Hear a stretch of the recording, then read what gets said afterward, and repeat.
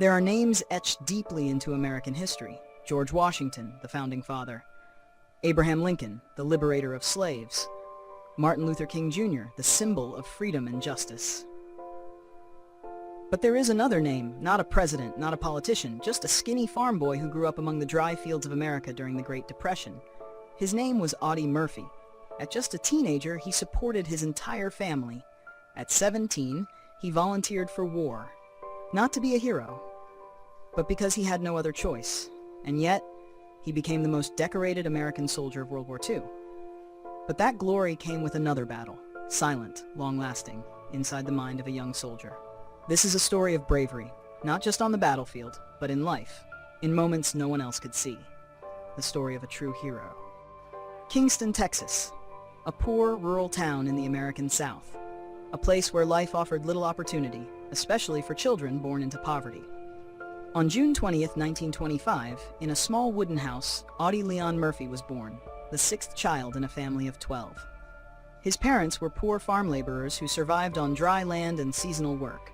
Audie's childhood had no room for toys or books. He grew up surrounded by constant hardship, torn clothes, meager meals, sometimes just stale bread dipped in water or boiled corn. Hunger was part of life, but no one complained because everyone was poor. When Audie was just 10, his father, tired and hopeless, walked out and never returned. His mother, Josie Murphy, a petite but strong woman, bore the burden of raising the children alone. She was the only one who believed Audie could become someone. But tragedy struck. Josie died when Audie was just 16. The young boy suddenly became the pillar, not just for the home, but for all his younger siblings. Audie dropped out of school in 5th grade, not because he didn't love learning, but because he couldn't afford to. He worked any job he could find, picking cotton, shucking corn, herding cattle, cutting weeds, shining shoes, all for a few cents to feed his siblings. The small, quiet boy had one remarkable talent: shooting. From an early age, Audie used his father's old rifle to hunt squirrels and rabbits, not for sport, but to put meat on the table. No one taught him. There was no formal training, just instinct and sharp eyes. People in the area often said, if Audie aims, the animal doesn't stand a chance. Not even Audie himself could have imagined that this survival skill would one day write his name into history. It was a childhood no one would wish for. But it was those hard years, the hunger, the loss, the crushing responsibility, that forged an iron will. A heart that didn't know fear. A man who would one day do the impossible amid the fire and fury of Europe's warfields. After the United States officially entered World War II, millions of young American men eagerly lined up at recruitment centers. Among them was a 16-year-old boy, small, skinny, named Audie Murphy. He was rejected time and again. The Marines said he was underweight. The Air Force turned him down because he looked too young. Even the Army hesitated at his barely 100-pound frame. But Audie didn't give up. A year later, he came back, with a modified birth certificate and an unshakable determination. This time, the Army accepted him. At boot camp, the bigger, stronger recruits mocked Audie's size, but it didn't take long for them to realize that small kid ran the fastest, shot the straightest, and endured the toughest.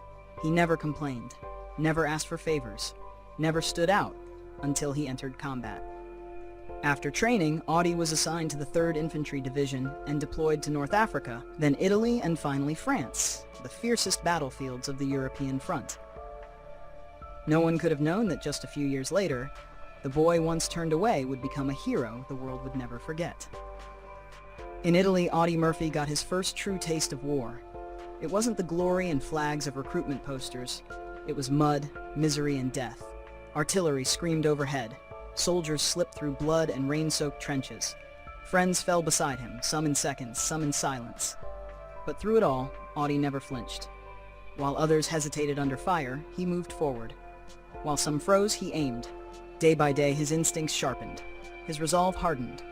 And somewhere between the shattered villages and shattered lives, that skinny Texas farm boy began to transform into something else.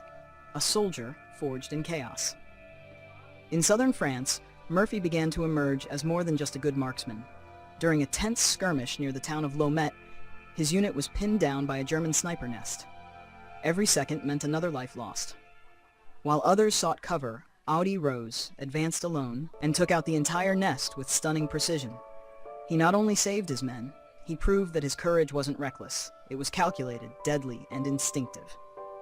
From that point on, commanders began to take notice. Despite his rank, Murphy was trusted with more responsibility. He was quiet, humble, but in the field, he was pure steel. But nothing would define Audie Murphy like what happened on January 26, 1945, in Colmar Pocket, Alsace. A bitterly cold stretch of eastern France, where the snow was red with blood and the forests echoed with German fire. Murphy's unit was holding a critical line near the village of Holzwihr when they were ambushed by a large German force. Tanks rolled through the trees. Mortars pounded their position. Men screamed as they fell. The front was buckling, and command was slipping away. Audie radioed for artillery. He ordered his men to fall back to safety. But he himself did not move. Instead, he climbed onto the hull of a burning M10 tank destroyer, flames licking at the metal beneath his boots, and manned the .50 caliber machine gun mounted on top. Alone, exposed, and wounded, he opened fire. For nearly an hour, he held the line single-handedly. He cut down waves of advancing German infantry. He repelled a direct tank assault. Bullets tore past him. Shrapnel struck him. His coat burned. But he didn't stop. He kept shooting until he ran out of ammunition. Then he radioed for artillery again, calmly directing fire on enemy positions while bleeding and surrounded. When reinforcements finally arrived, over 50 enemy soldiers lay dead. The German assault had been halted. And Audie was still standing. For his actions at Colmar Pocket, Murphy received the Medal of Honor, the highest military award in the United States. But that wasn't all. He would go on to earn every U.S. Military Combat Award for Valor, including the Distinguished Service Cross, 2 Silver Stars, and multiple Purple Hearts, plus numerous foreign decorations from France and Belgium. He didn't do it for medals. He didn't do it for legacy. He did it because, in his words, they were killing my friends. And when the war finally ended, Audie Murphy, once a boy too small to enlist, was now a name etched into military history. He was only 20 years old. Audie returned to America in a blaze of glory. He graced the cover of Life magazine, attended ceremonies, met presidents, and was held up as a role model for veterans everywhere. Hollywood quickly took notice. Studios rushed to sign him. Everyone wanted to bring his story to the screen. But Audie felt no comfort in fame.